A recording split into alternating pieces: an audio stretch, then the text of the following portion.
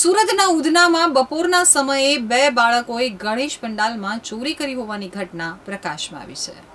સુરતના મહિધરપુરામાં તસ્કરોએ એક જ રાતમાં 8 ગણેશ પંડાલને નિશાન બનાવી ચોરી કરતા ભક્તોમાં રોષ ફેલાયો હતો. તો ગતરોજ બપોરના સમયે ઉધનામાં એક સોસાયટીમાં બે બાળકોએ ગણેશ પંડાલમાં ચોરી કરી હતી.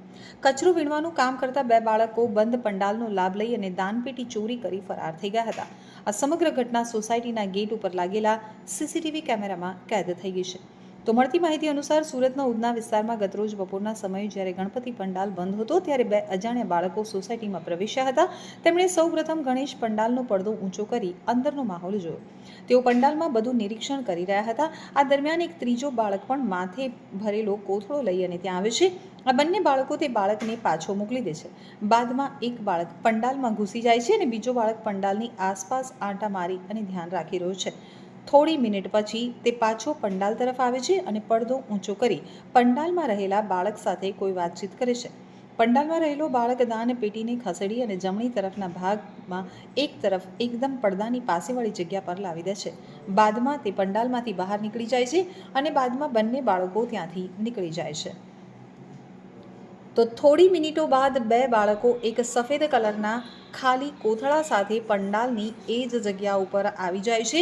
બાદમાં એક બાળક પંડાલમાં ડોકાચ્યું કરીને જુએ છે અને ત્યારબાદ એક બાળક સ્ટેજ ઉપરથી પંડાલની જમણી તરફના ભાગે જાય છે. તો બીજો બાળક સફેદ કલરનો ખાલી કોથળો લઈ અને સ્ટેજની ફરતે પંડાલના જમણી તરફના ખૂણાવાળા ભાગ તરફ જાય છે. સ્ટેજ પાસે ઊભેલો બાળક કોથળો ખુલ્લો રાખી અને ઊભો રહે છે અને સ્ટેજ ઉપર ઊભેલો બાળક પડદો ઊંચો કરી અને અગાઉ જે દાનપેટી લાવીને મૂકી હતી તેને સરકાવીને સફેદ કોથળામાં નાખી દે છે. બાદમાં નીચે ઊભેલો છોકરો આગળ ચાલવા માંડે છે અને દાનપેટી સરકાવનાર બાળક ખભે દાનપેટી ભરેલો કોથળો નાખી અને તેની પાછળ ચાલવા લાગે છે.